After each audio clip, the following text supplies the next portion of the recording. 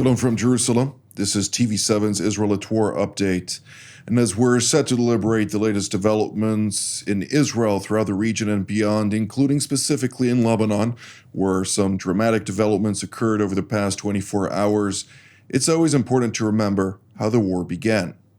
348 days ago, on October 7th of last year, the Islamist Hamas organization, alongside its affiliates in the Gaza Strip, launched a surprise onslaught on southern Israel, declaring war by perpetrating a massacre, murdering some 1,200 mostly civilians, wounding over 4,800 others, and kidnapping 246 people, including elderly, men, women, children, and infants. 101 of them remain in Hamas captivity to date. Subsequently, on the 8th of October of last year, Iran effectively joined the war by greenlighting its proxy in Lebanon, Hezbollah, to launch cross-border attacks towards Israel. Since then, Hezbollah launched over 7,000 projectiles towards Israeli territory, and not Hezbollah alone. Additional proxies have joined, including the Houthis in Yemen, Hashd-e-Shaabi in Iraq, as well as other militias privy to Iranian instructions in Syria. On the night between the 13th and 14th of October, Iran has also joined itself when it launched over 300 projectiles from Iranian territory towards Israeli territory. Thankfully, the majority of those projectiles were intercepted, while a little girl, a Bedouin from southern Israel, was wounded. Now, with regard to the latest developments in Lebanon, let's turn to our TV7 editor-at-large, Mr. Amir Oren. Amir, what can you tell us about the latest? So, Jonathan, here's a lesson for all of us. You know that often, as we are winding up our conversations, you ask us or you task us with predicting what will happen over the next 24 hours.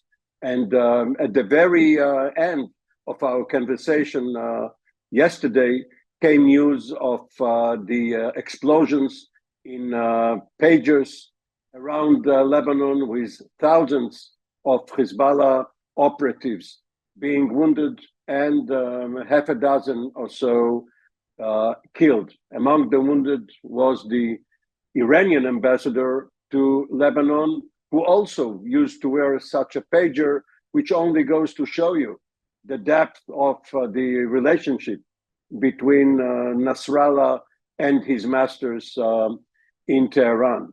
Now, obviously, tension has risen.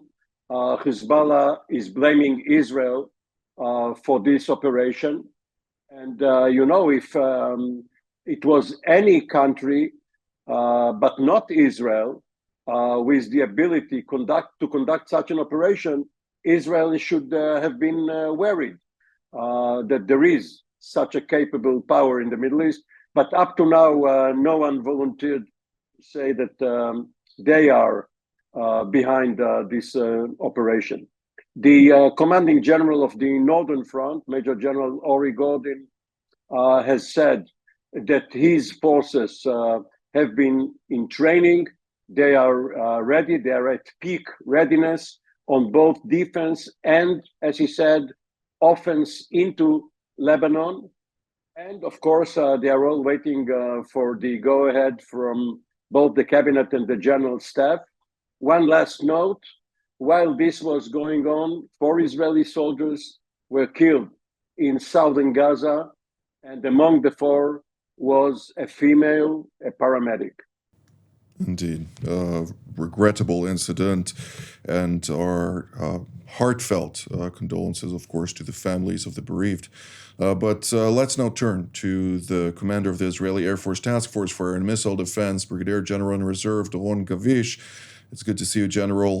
What can you tell us about the latest preparations? The tensions are seemingly high in light of the developments in Lebanon, particularly about what also Amir mentioned, over 4,000 Hezbollah mid to senior level operatives have been wounded, incapacitated, many of them.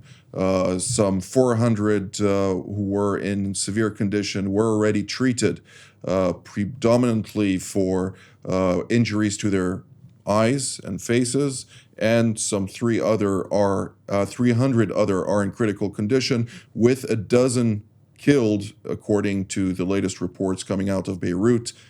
What can you tell us about it? Well, Jonathan, I think that if we are looking toward the north, the first strategic important thing to say is that Israel decided 2 or 3 days ago, the Israeli cabinet decided to put in the north part of Israel as part of the goals for this war. And this is to bring back safely the Israeli civilians into their houses and to be secure in the northern part of Israel. I think that this is really the very important step that was made, of course, by the government. And having said that, this is what the military is taking to himself, is to, of course, allowing this goal to be effective. And for this, the preparation on the north are being done also on the attack, let's put it this way. Israel is ready, the plans are ready. If a decision would be made to do something on the offensive, this would be done. And the same in the defensive. Israel is prepared in the defense, mainly with his air defense assets, but not only. And if we would go to a next step in the northern part of Israel, of course, this would be something that we are talking about it for a long time. But again, it would be happening only if a decision would be made by our government. Until this point, what we are seeing is, of course, between the two kind of a war of attrition. We are not there in a full-scale war. This is where we are at. What happened yesterday, we saw in the TV. It's not something that I would suggest to anyone to be a terrorist, because if you are a terrorist, you might be hurt. But other than that, of course, Israel is prepared to whatever is needed, and that's it. Indeed. Hezbollah, a foreign terrorist organization designated as such by Australia, the European Union, the majority of EU member states, as well as, of course, Great Britain and the United States. But with that being said, let's now turn to Washington, D.C., where we're joined by Brigadier General, or retired Brigadier General Mark Kimet, formerly an Assistant Secretary of State for Political and Military Affairs, as well as a senior officer at Central Command. It's good to see you, General. I'd like to pick your brain on the latest remarks made by U.S. Secretary of State Antony Blinken, of course, disassociating the United States from any involvement of this very historic in magnitude and in the means of operation versus Hezbollah in Lebanon. Just to point out, the State of Israel has not claimed responsibility for this attack. And not only so, when asked for comment, it did not confirm or deny any involvement. So we can just presume that Israel was the one actor involved due to the capacity to do so, and of course the incentive. Go ahead, General. Well, first of all, let me also offer my condolences to those families that lost 4 soldiers in Gaza. We will not, as a U.S. government, be offering those same condolences to the losses among Hezbollah. But the fact remains that the United States has to balance out their concerns and about the entire situation in Lebanon and Hezbollah. You've seen published reports that the United States government is actively seeking coordination with Israel to prevent any kind of attack by Israel into Lebanon. And of course, the United States is trying to maintain its ability to reach out to Iran for future Iranian nuclear talks, whether that's with the Harris administration or even the Trump administration at this point. So if you read influential writers such as David Ignatius, they have great concerns at what this latest attack on the Hezbollah terrorists would imply for maintaining stability and avoiding a regional conflict. Indeed. Well, let's turn to elsewhere in Washington, D.C., where we're joined by Ms. Zineb Ribois, a senior or a research fellow at the Hudson Institute and the manager of the Center for Peace and Security in the Middle East. It's great to see you, Zineb. I'd like to hear your perspective on this and from what you hear in Washington and what you see in the Arab world, what is the reaction to the latest developments in Lebanon in particular? So, of course, I would say that there are two reactions. The first one being that there's a fear of escalation, given that for Israel, the northern border is especially of national security, is of a national security interest, and it's a very critical issue for domestic politics reasons within Israel. But there has been several cases where they would see that Israel has triggered something that would lead to further escalation. However, it's important to point out that Hezbollah is an arm of the Iranian regime. It's weakening Hezbollah is really for the Arab world important, because Hezbollah does not just operate in Lebanon. They operate, for example, in Kenya. They operate in Nigeria. They have extensive networks. They have been, especially, for example, active in North Africa.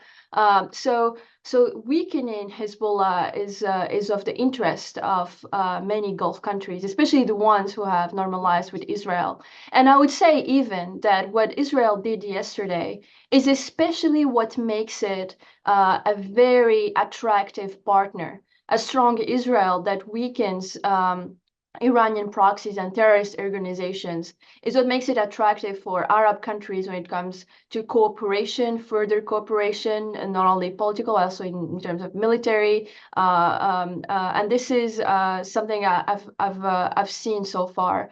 And so this is a really, I think, a crucial point, and when it comes to the war with Iranian proxies so far. For the United States, there's obviously, as General Kimet said before, that the United States fears escalation. However, I think Israel is now restoring deterrence, and this is something that the United States should encourage.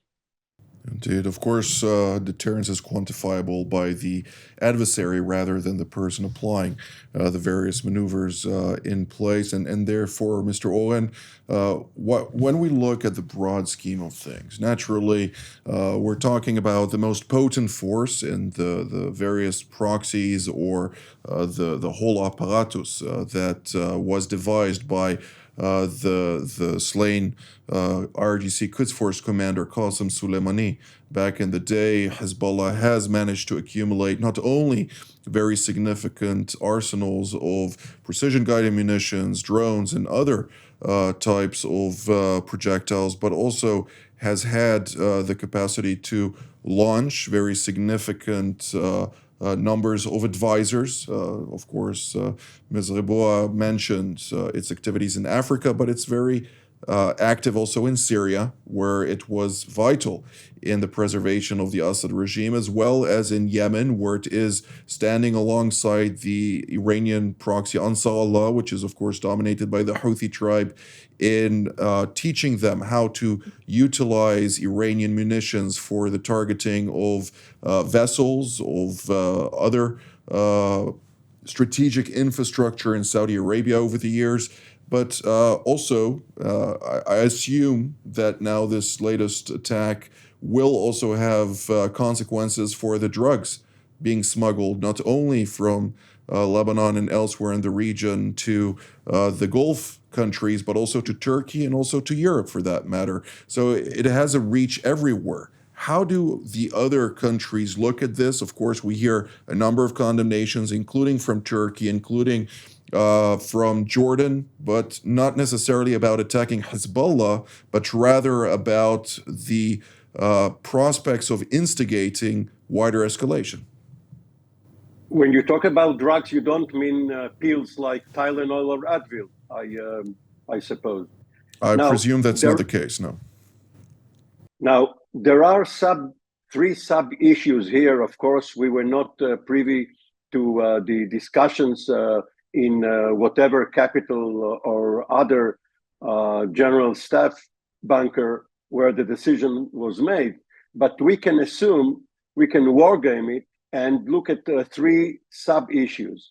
The first one is if a country such as Israel can read the communications within the Hezbollah network, is it better for it to keep following, learning their plans and their activities, or should it use these means of communications to explode?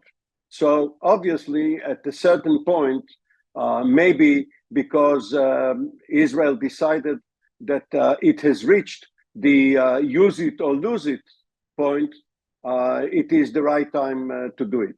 The second sub-issue is that when Israel conducted the so-called campaign between the wars, it had two aims: to degrade the abilities of Hezbollah and other enemies, so that when the real war comes, they will be less capable, but not to bring about that very war by these actions. So obviously, if so many thousands of Hezbollah operatives are now out of the game, it's a huge loss for them. But it remains to be seen whether this will trigger the war.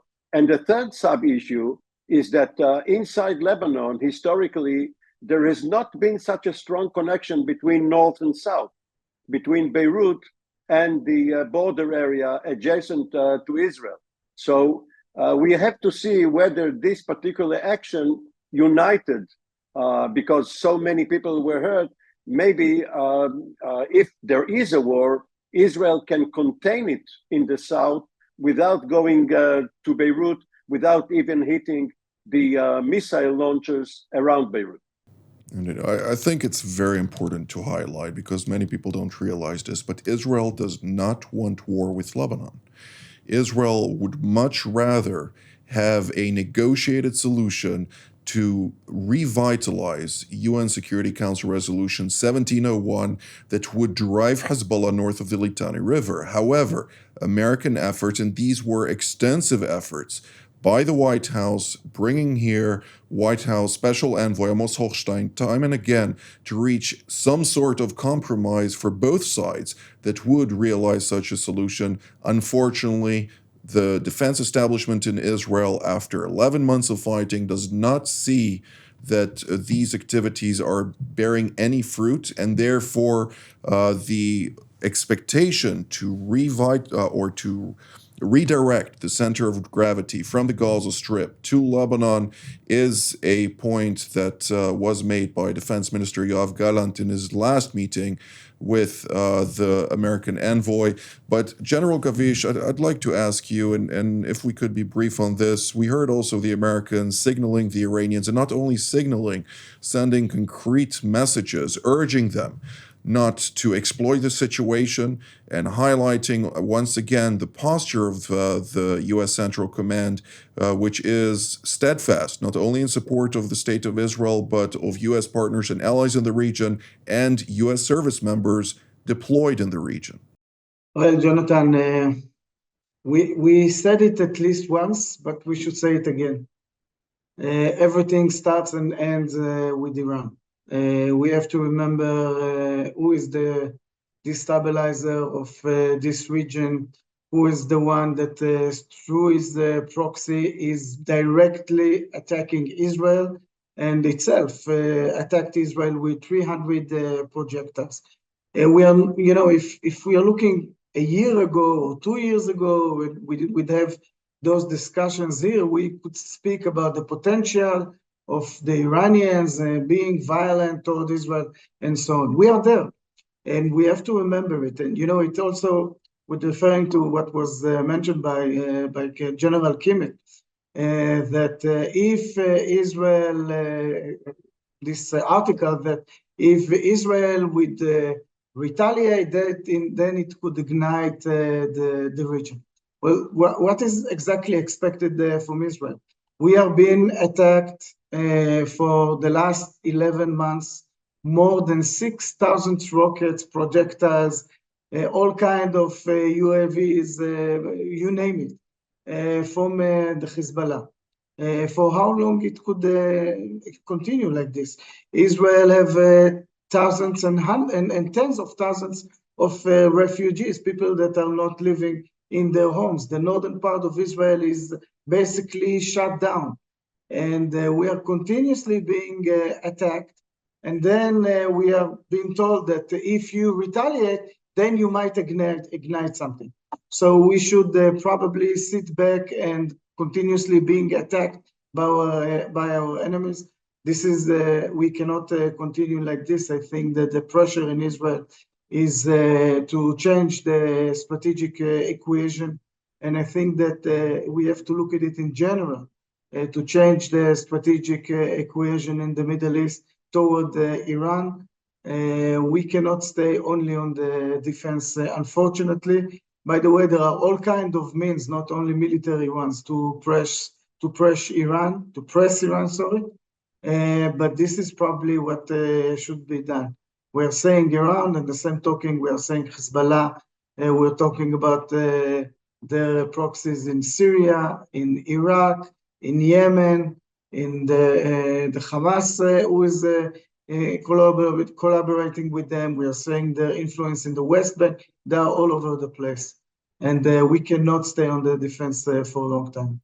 Thank you, General Gavish. General Kimet, I'd like to hear your response to that briefly, if I may, because we're running out of time, and I'd like also Zineb still to have an opportunity. Go ahead. Yeah, I mean, it's simple. The United States is still foursquare behind the defense of Israel. However, I'm not certain that there is an understanding that a offense against against Iran or Lebanon would be prudent this time, simply because that doesn't seem to go in the American calculus for the defense of Israel. We in the military knows that sometimes a good offense is the best defense, but I don't think that there is political or, in many cases, popular support for that position inside of the United States right now, sadly, and particularly due to the fact that it's an election season. Indeed. Ms. Zineb, the situation, of course, in the Red Sea continues to be volatile. Ansar Allah is poised on continuing to disrupt maritime shipping in the Red Sea. What can you tell us about that? Are those things still within the equation of tit for tat, so-called? Yes, unfortunately, we don't see a policy that is moving towards weakening drastically the Houthis by either conducting strikes regarding their ports, or really hurting them where they cannot continue their smuggling operations, arms trafficking, and continue their attacks against U.S. shipments, but also against any Western shipments. What is actually worrisome, and this is a trend that I've seen coming, is that China, Russia, also as well as Iran since the start, are seeing this as a magnificent opportunity to weaken U.S. posture. And the implications of this we don't see right now, but are that Russia will start dominating the Red Sea. I'd like to also point out that that with Egypt, Russia has been able to start talks regarding an industrial zone in the Suez Canal. Russia has now the ability to construct and to start a naval base in the port of Sudan, and Russia sees now the Houthis as maybe a potential ally in this. However, the Saudis have entered talks and have pointed out to Russia that it would not be a prudent thing to do, and so the United States is really counting on the Saudis for the Russians to not arm the Houthis. But I suspect that it is only a question of time until China and Russia sees this opportunity to weaken Western posture in the Red Sea. Indeed. Thank you, Ms. Rebois. I'd like to hear a response from General Kimet on this, since this is a theater that you're highly qualified to speak about. Go ahead. You have 1 minute for that. Yeah, I'm not particularly worried about the Russians. The current relationship between the Egyptians and the Russians, it's almost like we've been there before. The Egyptians, at the end of the day, particularly if there's enough support coming from the United States, will always fall in our camp. Their deserts are littered with Russian equipment. I do worry far more, as said, about the Chinese influence in the Red Sea. They're winning by commerce, they're winning by corruption, and they're winning by the fact that they don't take a view of the internal affairs of a particular country. Russia, not a problem. China, big problem. Indeed, of course, Russia is very much stretched, but I do think that the Russians, via their Wagner forces, are also very adventurous, if I may call it that way. But nonetheless, this is almost all the time that we have for today. Mr. Oren, last sentence from you. I can, in great confidence, predict that over the next 24 hours, an oval spaceship will not land at Ben Gurion Airport, and the little green aliens will not disembark from it. All the rest is open. Okay, we might cut that in post-production, but nonetheless, I'd like to thank Ms. Rebois, General Kimet, General Gavish, and Mr. Oren for all of your insights, and I'd like to thank all of you at home as well. Until our next edition from here in Jerusalem. Shalom.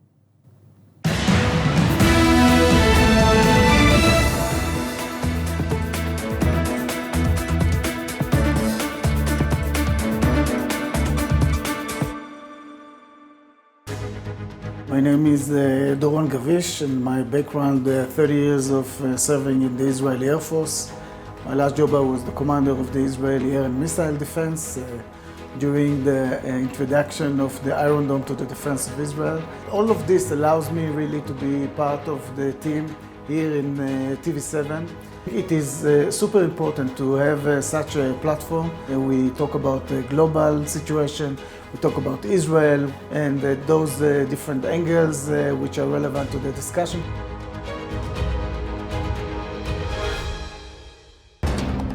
For more of TV7's productions and editorials, we invite you to visit our website at www.tv7israelnews.com.